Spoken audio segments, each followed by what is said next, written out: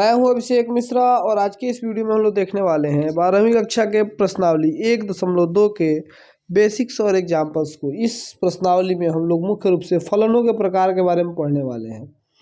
तो फलनों के प्रकार पढ़ने से पहले 11th क्लास में हम लोगों ने पढ़ा था फलन किसे कहते हैं, पहले हम उसको जान लेते हैं क्योंकि बच्चे फलन को भूल जाते हैं। फलन और फिर हम लोग प्रांत, परिसर और स्वप्रांत निकालना सीख के फिर हम लोग फलन के प्रकार के बारे में देखेंगे। तो फलन की परिभाषा मैंने लिख दी है, पहले से मैंने एग्जाम्पल और परिभाषा लिख रखा है ताकि यहाँ लिखने में समय न लगे और जल्दी से आपका एक्सरसाइज कंप्लीट हो जाए। कोई संबंध फलन कहलाता है यदि सेट ए के प्रत्येक अवयव का सेट बी में कोई एक प्रतिबिंब हो। देखो ये सेट ए और सेट बी क्या है, यहाँ दो सेट दे रखे हैं तो मैंने पहले को सेट ए और दूसरे को सेट बी माना है। तो यहाँ कोई भी संबंध फलन कब कहलाता है, जब सेट ए के प्रत्येक एलिमेंट का, मतलब ये जितने अवयव हैं सबका एक ठो प्रतिबिंब इसमें बनना चाहिए। तो एक का दो, दो का चार, तीन का छः, यहाँ जो मतलब पहले वाले का दुगुना है दूसरा वाला, तो यहाँ प्रत्येक एलिमेंट का एक प्रतिबिंब बन गया, तो यह फलन है। इस स्थिति में देखते हैं एक का एक, तीन का तीन, लेकिन दो बेचारा खाली रह गया है ना। तो दो जो खाली रह गया तो मैंने क्या कहा था कि प्रत्येक सेट ए के प्रत्येक अवयव का, तो सेट ए का प्रत्येक अवयव तो यहाँ नहीं हुआ, प्रत्येक एक अवयव खाली रह गया, इसका प्रतिबिंब बना ही नहीं, तो यह फलन नहीं है। फिर तीसरे एग्जाम्पल को देखते हैं। तो 8 का 8 है, 4 का 4 और 4 का 8।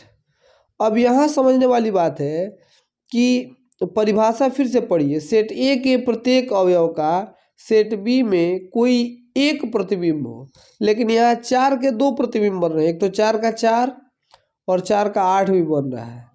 तो 4 से भी जुड़ा हुआ है और 4 8 से भी जुड़ा हुआ है, तो एक अवयव के दो दो प्रतिबिंब बन गए, तो यह भी फलन नहीं हो सकता है।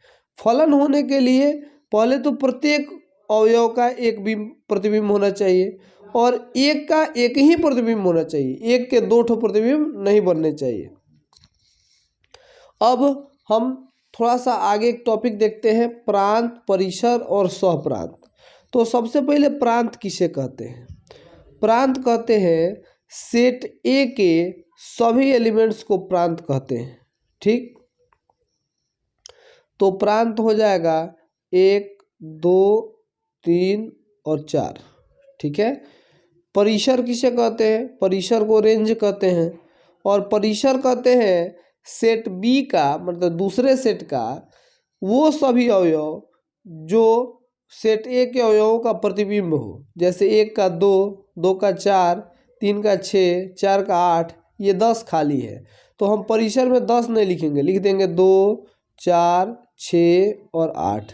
मतलब जो जो किसी न किसी अवयव का प्रतिबिंब है उसी को हम लोग परिसर कहते हैं। अच्छा, ये तो अभी अभी हम लोग जब रिलेशन पढ़ रहे थे, मतलब संबंध, तो उसमें भी हम लोगों ने पढ़ा था। अब आते हैं सहप्रांत। तो सहप्रांत किसे कहते हैं? तो सेट बी के सभी अवयवों को सहप्रांत कहता है। 2, 4, 6, 8, 10, ये सेट बी के अवयव हैं, इन सबको हम लोग सहप्रांत करते हैं। तो परिसर जो होता है वो हमेशा सहप्रांत का सबसेट होता है, यह बात मैंने आपको बताया था। परिसर हमेशा सबसेट होता है किसका? सहप्रांत का। किसका? सहप्रांत का। सहप्रांत को अंग्रेजी में कोडोमेन कहते हैं, परिसर को रेंज कहते हैं और प्रांत को डोमेन कहते हैं। अब हम फलनों के प्रकार को देखते हैं। हम लोगों ने 11th क्लास में भी तत्समक फलन, अचर फलन, बहुपद फलन, परिमेय फलन इत्यादि के बारे में पढ़ा था। अभी हम लोग इसके आगे कुछ ऐसे फलन हैं जिनके बारे में पढ़ने वाले हैं। पहला हमें 12th में पढ़ना है एकैकी या एकैक फलन। इसको अंग्रेजी में 1-1 या इंजेक्टिव कहा जाता है। दो ठो नाम है, एक ठो 1-1 और इंजेक्टिव। अब ये 1-1 नाम से ही स्पष्ट हो जाता है, जिस फलन, वह फलन जिसमें सेट ए का, सेट ए है और सेट बी ये है, तो सेट ए के प्रत्येक अवयव का एक अलग प्रतिबिंब हो। मतलब देख लीजिए, ए का 1, बी का 2, सी का 3, डी का 4। सबका अवयव है, सबका एक एक प्रतिबिंब है, प्रत्येक अवयव का अलग अलग प्रतिबिंब है। मतलब एक अवयव का दो ठो कोई प्रतिबिंब नहीं हो रहा है, या दो अवयव का सेम प्रतिबिंब नहीं हो रहा है, सबका अपना अलग अलग है ना। एक अवयव का दो ठो प्रतिबिंब हो जाएगा तो फलन ही नहीं होगा। उसकी चर्चा हम लोग आगे के एग्जाम्पल में करेंगे, लेकिन यहाँ प्रत्येक अवयव का अपना अपना प्रतिबिंब प्राप्त हो रहा है, तो अतः इसे वन वन कहेंगे। समझ में आया कि नहीं आया? यहाँ जितने अवयव हैं सबका अपना अपना प्रतिबिंब मिल रहा है, तो यह वन वन है। यहाँ देखिए ए का भी दो है और बी का भी दो है, मतलब दो अवयवों का एक ही प्रतिबिंब मिल गया, तो इसे वन वन नहीं कहेंगे, है ना। यहाँ देखिए ए का एक है, बी का दो है, सी का तीन है, और सबका अलग अलग है, ये वन वन है कि नहीं बताइए? ये वन वन नहीं है। क्यों नहीं है? क्योंकि यह तो फलन ही नहीं है। फलन होने के लिए मैंने क्या बताया था अभी अभी कि सेट ए के प्रत्येक अवयव का कोई ना कोई इमेज होना चाहिए। हाँ, अगर डी को 4 से मिला देते हैं अब जाके यह फलन हो गया और यह वन वन भी हो गया, मतलब एकाकी भी हो गया। क्यों? क्योंकि प्रत्येक का अलग अलग इमेज मिल रहा है, ए का एक, बी का दो, सी का तीन, डी का चार, तो अब यह एकाकी फलन हो गया। लेकिन पहले तो फलन ही नहीं था। समझ गए ना बात को? अब दूसरे को देखते हैं, बहु एक फलन। अब ये बहु एक क्या होता है? इसका है मेनी वन, मतलब वह फलन जिसमें सेट ए के दो या दो से अधिक अवयवों का एक ही प्रतिबिंब प्राप्त हो, उसे बहु एक फलन कहते हैं। जैसे ए का एक है, बी का दो है और सी का भी दो है, मतलब यहाँ दो दो अवयवों का एक ही प्रतिबिंब मिल रहा है, तो यह बहु एक हो गया फलन। समझ गए बात को? अच्छा, ए का दो है, बी का एक है, सी का चार है, डी का तीन है, यहाँ सबका अलग अलग है, तो यह बहु एक नहीं है, यह एकाकी है। अच्छा, मैंने जानबूझ के ये अलग अलग एग्जाम्पल दिया है, ये मत समझिएगा सर कैसा कैसा एग्जाम्पल दिए हैं कि आप ही का एग्जाम्पल गलत हो जा रहा है। मैंने जानबूझ के दिया है ताकि आपको दोनों में अंतर समझा सकूँ। यहाँ देखिए ना, प्रत्येक अवयव का अलग अलग इमेज मिल रहा है कि नहीं, तो यह एकाकी है।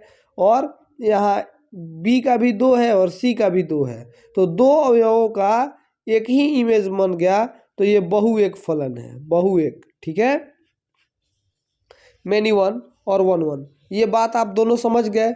अब तीसरे प्रकार को देखते हैं, आच्छादक। इसको वन टू कहते हैं या सर्जेक्टिव भी कहते हैं। आच्छादक या आच्छादी, इसको ऑनटू या सर्जेक्टिव कहते हैं। तो वह फलन जिसमें सेट बी का प्रत्येक अवयव सेट ए के किसी न किसी अवयव का प्रतिबिंब अवश्य होता है। सेट बी का प्रत्येक अवयव, जनरली हम लोग यहाँ देखते थे कि बी में कुछ खाली रह जाता था, बी में कुछ खाली रह जाता था, बी में कुछ खाली रह गया, लेकिन यहाँ क्या है कि सेट बी में कुछ भी खाली नहीं रहना चाहिए, तब वो अनटू कहलाएगा। जैसे एक का ए है, दो का बी है, तीन का बी है और चार का सी है। मतलब यहाँ देखिए ए, बी और सी, ये तीनों के तीनों किसी न किसी के इमेज तो है ना, तो यह वन टू कहलाएगा। क्यों?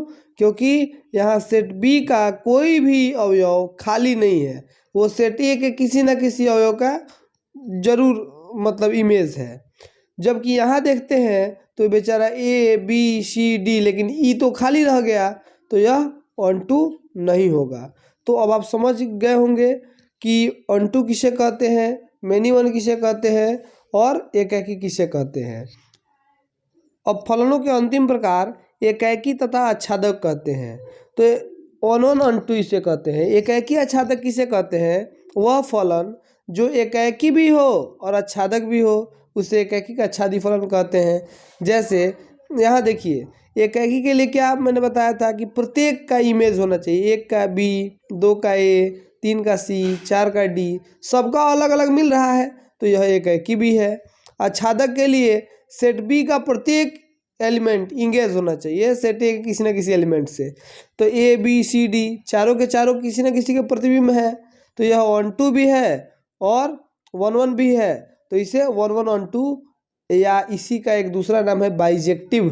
तो या तो इसे वन वन वन टू या बाइजेक्टिव फंक्शन कहते हैं, मतलब एकाकी आच्छादी।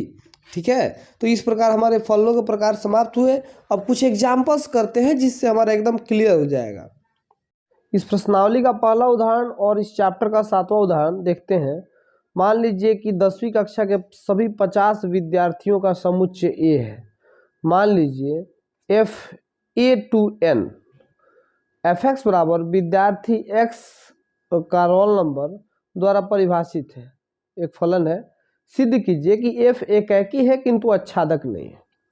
ये कह क्या रहा है? कह रहा है कि स्कूल में 50 विद्यार्थी हैं, कक्षा 10वीं के 50 विद्यार्थी हैं। तो ये 50 विद्यार्थियों का समुच्चय मैं बनाता हूँ। ये पहला विद्यार्थी राम हो गया, दूसरा विद्यार्थी श्याम हो गया, तीसरा मोहन हो गया, और ऐसे कितने विद्यार्थी हैं? 50 विद्यार्थी हैं। अब 50 विद्यार्थियों का समुच्चय सेट है सेट ए, और दूसरी ओर दूसरा सेट है सेट एन।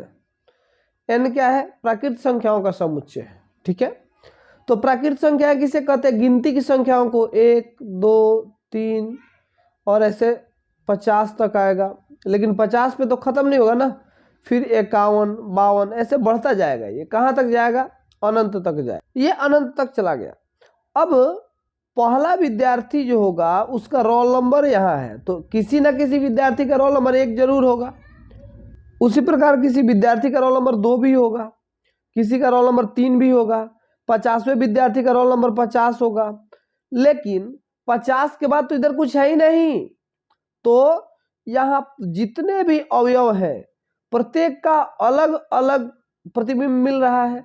मतलब सेट ए में जितने अवयव हैं प्रत्येक का अपना अलग प्रतिबिंब है, अतः यह एकाकी तो है, लेकिन यह आच्छादक नहीं है। क्यों? क्योंकि आच्छादक के लिए मैंने शर्त बताया था कि सेट बी के सभी एलिमेंट, सभी अवयव किसी न किसी के प्रतिबिंब होने चाहिए। लेकिन 50 के बाद जितनी संख्याएं होंगी 51 52 53 54 55 अनंत तक, ये सभी खाली हैं, ये किसी के प्रतिबिंब नहीं है। अतः यह एकाकी तो है लेकिन आच्छादक नहीं है। और इसी को आपको लिखना होगा कि 50 विद्यार्थी हैं तो उनका रोल नंबर 1 से लेकर 50 तक ही होगा, और 50 के आगे की संख्याएं खाली हैं। तो अतः या 50 से आगे की संख्याएं किसी भी विद्यार्थी का या किसी भी अवयव का प्रतिबिंब नहीं है, अतः यह आच्छादक नहीं है। ये बात आप लिख देंगे, क्योंकि मैं लिखूंगा तो बहुत समय लगेगा। उदाहरण 8 देखते हैं। कह रहा है कि सिद्ध कीजिए कि f(x) बराबर 2x द्वारा प्रदत्त फलन fn(n) एकाकी है किंतु आच्छादक नहीं है। ठीक है, पहला भी दिखाए थे एकाकी लेकिन आच्छादक नहीं है। और n(n) का मतलब क्या है? यहाँ भी प्राकृत संख्या है और यहाँ भी प्राकृत संख्या है। ये भी n है और यह भी n है। प्राकृत संख्या कैसे थे? 1 2 3 4 5 डॉट डॉट डॉट डॉट अनंत तक। यहाँ ही प्राकृत संख्या 1 2 3 4 5 6 7 डॉट डॉट डॉट डॉट अनंत तक। ठीक है, अब कह रहा है कि f(x) दिया है f(x) बराबर 2x, तो f(1) बराबर क्या होगा? 2 गुना 1, तो 2 गुना 1 बराबर 2। 1 रखने पर 2 आया, मतलब 1 का प्रतिबिंब क्या होगा? 2 होगा। उसी प्रकार f(2) रखो, f(2) रखोगे तो 2 गुना 2 बराबर 4। देखो ना, f(x) बराबर 2x दिया है तो आप अपना आराम से लिखिएगा। 2 रखने पे 4 आया। उसी प्रकार 3 का निकालिएगा, 3 रखने पे आएगा 6। तो यहाँ सबका 2 गुना, तो यहाँ भी प्राकृत संख्या है, प्रत्येक प्राकृत संख्या का 2 गुना तो होता है। तो यह एकाकी तो है क्योंकि प्रत्येक प्रतिबिंब का, प्रत्येक बिंब का एक अपना अपना प्रतिबिंब मिल रहा है। लेकिन यह आच्छादक नहीं है। क्यों? क्योंकि यहाँ 1 खाली रह गया, 3 खाली रह गया, 5 खाली रह गया, अतः यह आच्छादक नहीं है। ये बात लिख देंगे कि सेट, दूसरे सेट में 2 4 6 ये तो किसी न किसी संख्या के प्रतिबिंब है, लेकिन 3 5 1 ये किसी संख्या के प्रतिबिंब नहीं है, है ना। देखो ना, किसी भी चीज का 2 गुना सम संख्या ही होता है, विषम संख्या नहीं होगा। मतलब प्राकृतिक संख्याओं का 2 गुना हमेशा सम संख्या होगा। तो जितनी विषम संख्याएं हैं ये तो खाली रह जा रही है, अतः यह एकाकी है लेकिन आच्छादक नहीं है। उदाहरण 9 कर रहे हैं, सिद्ध कीजिए fx बराबर 2x द्वारा प्रदत्त फलन FR2R एकाकी तथा आच्छादक है। इसको समझिए, ये डायग्राम बनाते हैं R और यह भी R का मतलब वास्तविक संख्या ये भी है, वास्तविक संख्या ये भी है। अब इतना तो आपको पता है कि दुनिया की प्रत्येक संख्या वास्तविक संख्या होती है काल्पनिक संख्याओं को छोड़कर। तो यहां भी वास्तविक संख्या और यहां भी वास्तविक संख्या है, यह x है और यह 2x है। अब आप एक बात बताइए, जब दुनिया की सभी संख्याएं इसमें है और इसमें भी है तो यहाँ 1 रखोगे तो 2 हो जाएगा। कोई भी संख्या रखो उसका दोगुना होता है कि नहीं होता है? होता है। तो यहाँ कुछ भी जैसे 8.5 रखे तो इसका दोगुना 17 इसमें होगा, क्योंकि यह भी वास्तविक संख्या है, यह भी वास्तविक संख्या है और प्रत्येक संख्या का आधा भी होता है। तो यहाँ कुछ भी रखो सबका प्रतिबिंब मिलेगा, है ना। तो यहाँ लिखेंगे कि चूंकि प्रत्येक वास्तविक संख्या का 2 गुना वास्तविक संख्या ही होगा,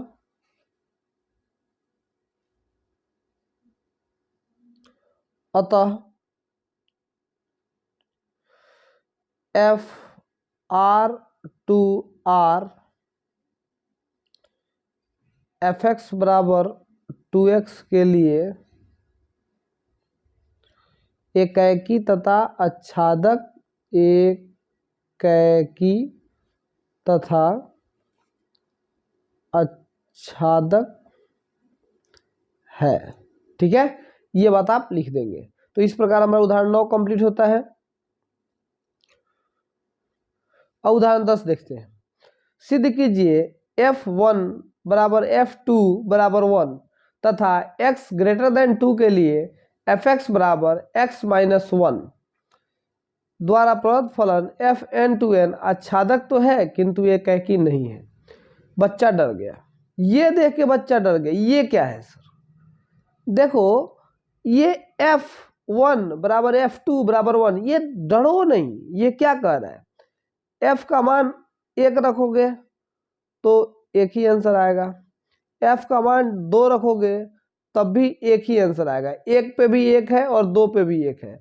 और x ग्रेटर देन 2 के लिए अगर यहाँ 2 से ज्यादा कुछ भी रखते हो, जैसे 3 4 5 कुछ भी रखते हो, तो क्या होगा? fx बराबर x माइनस 1। तो f 3 रखे तो 3 माइनस 1 2 हो गया, f 4 रखे तो 4 माइनस 1 3 हो गया, और f इसी प्रकार अनंत रखे तो यहाँ क्या आ जाएगा? अनंत माइनस 1। समझ रहे बात को? अब ये कुछ होता नहीं है एक्चुअली, तो मैं बस आपको समझाने के लिए मैंने लिख दिया। अब यहाँ देखो, ये वास्तविक प्राकृत संख्या है, यह भी प्राकृत संख्या का समुच्चय है, 1 2 3 4 डॉट डॉट डॉट अनंत तक। यहाँ भी 1 2 3 4 5 डॉट डॉट डॉट अनंत तक। ये कह रहा है कि f1 रखने पर 1 आया तो f1 बराबर 1, f2 का भी 1 आया, 2 का भी 1 ही आया। अब दो बिंब के एक ही प्रतिबिंब मिल गए तो यह तो एकाकी तो नहीं है, क्योंकि एकाकी के लिए प्रत्येक बिंब का अपना अलग अलग प्रतिबिंब मिलना चाहिए। तो यहाँ दो संख्याओं का प्रतिबिंब एक ही है, अतः एकाकी नहीं है। अब है कि आच्छादक है, आच्छादक के लिए इधर कुछ भी खाली नहीं रहना चाहिए। आप देखिए 3 होगा तो 2 होगा, 4 का 3 होगा, 5 का 4 होगा, 6 का, उस तरह जितनी संख्या होगी उससे कम संख्या तो यहाँ मौजूद है, तो यहाँ कोई भी संख्या खाली नहीं रहेगी, अतः यह आच्छादक तो है लेकिन एकाकी नहीं है, और ये हमने सिद्ध कर दिया। भाषा आप लिख दीजिएगा कि यहाँ f1 तथा 2, f बराबर 1 तथा 2 दोनों रखने पर उनका प्रतिबिंब एक ही प्राप्त हो रहा है, अतः यह एकाकी नहीं है। लेकिन कोई भी वास्तविक संख्या रखने पर इन दोनों के अलावा उनका प्रत्येक प्रतिबिंब प्राप्त हो रहा है, और सेट 2 का प्रत्येक अवयव किसी न किसी अवयव का प्रतिबिंब अवश्य है, अतः यह आच्छादक है लेकिन एकाकी नहीं है। अब अगला प्रश्न कह रहा है उदाहरण 11, सिद्ध कीजिए fx बराबर एक्स स्क्वायर द्वारा परिभाषित फलन FR2R ना तो एकैकी है ना आच्छादक है।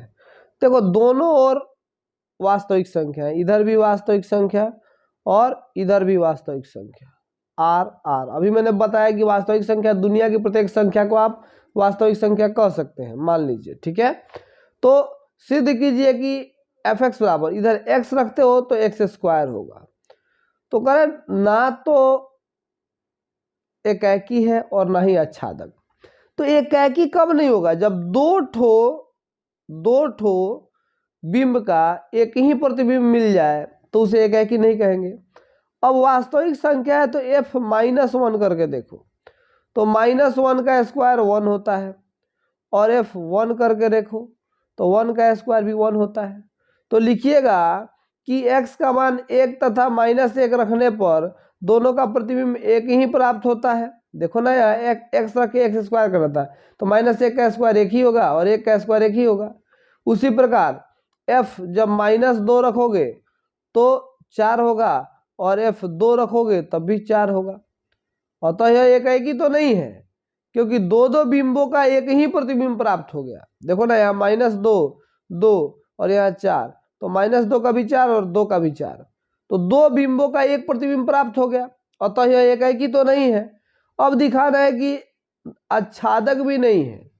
आच्छादक मतलब इधर कुछ खाली रहना चाहिए, तो इधर भी वास्तविक संख्या है, तो 4 के पहले 3 2 1, उसके बाद -1 -2। अब तुम बताओ कि किसी भी संख्या का, किसी भी मतलब वास्तविक संख्या का वर्ग करोगे तो ऋणात्मक संख्या तो नहीं आती है, धनात्मक का भी वर्ग धनात्मक होगा। जैसे +2 का भी 4 होगा और -2 का भी स्क्वायर करोगे तो 4 ही होगा। ये तो जानते हो ना बचपन से। तो कभी भी स्क्वायर जो होता है वो ऋणात्मक संख्या आ ही नहीं सकती, लेकिन इस सेट में तो धनात्मक और ऋणात्मक सभी संख्याएं हैं, तो अतः यह आच्छादक भी नहीं है। ये बात आप लिख देंगे कि हम जानते हैं कि किसी भी संख्या का वर्ग ऋणात्मक कभी नहीं होता, लेकिन सेट बी में ऋणात्मक संख्याएं भी हैं, अतः वह किसी भी संख्या की प्रतिबिंब नहीं है। तो इस प्रकार हम कह सकते हैं कि यह फलन ना तो एकैकी है और ना ही आच्छादक है। उदाहरण 12 कर है, सिद्ध कीजिए फलन एकैकी तथा आच्छादक दोनों है। fx बराबर x + 1 यदि वो विषम होगा, x - 1 यदि वो सम होगा, ठीक है। और संख्या n to n लेना है, मतलब वास्तविक प्राकृत संख्या से प्राकृत संख्या। तो 1 2 3 4 5 6 डॉट डॉट डॉट ये लेते हैं, 1 2 3 4 5 6 डॉट डॉट डॉट ये भी लेते हैं। अब देखो कह रहा है कि यदि वो विषम संख्या है, तो एक विषम संख्या है तो x + 1 लेना है, तो 1 और 1 2 हो जाएगा।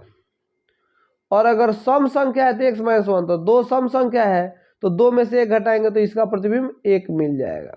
बात समझ में आ रही है कि नहीं? उसी प्रकार 3 एक विषम संख्या है, तो विषम के लिए दिया हुआ है कि x + 1 करें, तो 3 में 1 जोड़ेंगे तो 4 हो जाएगा। और 4 सम संख्या है तो x - 1 करना है तो 3 हो जाएगा। उसी प्रकार 5 का 6, 6 का 5। तो प्रत्येक संख्या का यहाँ आप देख रहे हैं अलग अलग प्रतिबिंब मिल रहा है, ठीक है। तो प्रत्येक संख्या का अलग अलग प्रतिबिंब मिल रहा है, तो यह एकैकी है और इधर का कोई भी संख्या खाली नहीं है, अतः यह आच्छादक भी है। तो इस डायग्राम से साफ साफ समझ में आ गया कि दिया गया फलन एकैकी तथा आच्छादक दोनों है। और भाषा तो मैं बोल रहा हूं वही आप लिख दीजिएगा। उदाहरण 13 कह रहा है कि सिद्ध कीजिए कि आच्छादक फलन 1 2 3 से 1 2 3 सदैव एकैकी होता है। अब देखो यहाँ क्या सिद्ध करना है, 2 ठो सेट है, ठीक है, इसका भी 1 2 3 है और 1 2 3 है। कह रहा है कि यह आच्छादक है, दिया हुआ है कि ये दोनों फलन क्या है, आच्छादक है।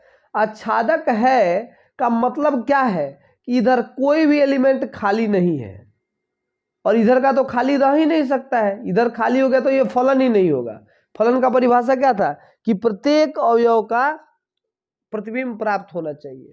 तो यह फलन है तो तीनों का 3 है, मतलब 3 इधर भी है और 3 इधर भी है, तो ये सिद्ध करना है। तो कैसे लिखेंगे कि इसको विरोधाभासी विधि से सिद्ध कर देते हैं कि माना कि सेट बी, ये बी है और ये ए है, तो बी एक, चाहे ए टू बी एक एकाकी फलन नहीं है, एकाकी फलन नहीं है। मैं बोल दूं क्योंकि लिखूंगा तो बहुत टाइम लगेगा। तो एकाकी अगर नहीं है तो इसका एकाकी नहीं है तो यहाँ कोई ना कोई इमेज खाली होना चाहिए। क्यों? एकाकी नहीं है तो 2 ठो बिंबों का एक प्रतिबिंब होगा, तो एक ठो बेचारा खाली रह जाएगा। लेकिन यहाँ तो दिया हुआ कि आच्छादक है, तो यह खाली तो रह नहीं सकता है। अतः हम यह विरोधाभास हमारे गलत मानने के कारण है, तो यह एक एकाकी फलन है। समझ में नहीं आया? फिर से एक बार समझाता हूँ। हमें यहाँ दिया हुआ है कि सबसे पहले हमने माना कि ए से बी एक एकाकी फलन नहीं है। अब जब एकाकी नहीं है तो 2 ठो बिंबों का एक प्रतिबिंब होगा, तभी ना एकाकी नहीं होगा। तो 2 बिंबों का एक प्रतिबिंब हो गया, तो यहाँ कोई ना कोई एक संख्या खाली रह जाएगी, और कोई संख्या खाली रह गई तो यह आच्छादक नहीं होगा। लेकिन हमें तो दिया हुआ है कि आच्छादक है, अतः हमारा यह मानना कि एकाकी नहीं है गलत है। अतः ए टू बी एक एकाकी फलन है, ऐसे लिख दीजिएगा और हो जाएगा सिद्ध। 14वां क्वेश्चन, सिद्ध कीजिए कि एकाकी फलन 1 2 3 एकाकी है। एकाकी का मतलब कि एक का एक है। जब एक का एक है तो माने कोई भी एकाकी का मतलब क्या, एक का एक होना चाहिए। एक का एक का मतलब क्या है कि प्रत्येक बिंब का अपना अलग अलग प्रतिबिंब होना चाहिए, कोई इधर खाली नहीं चाहिए। 3 यहाँ है 3 यहाँ है, तो यहाँ कोई खाली रहेगा? कोई खाली नहीं रहेगा, अतः यह आच्छादक भी होगा। यह भाषा लिख देनी है। और आज की इस वीडियो को इतने ही पे रोकते हैं। अभी के लिए बस इतना ही। Thank you. अगले वीडियो में हम लोग 1.2 के क्वेश्चन को करेंगे।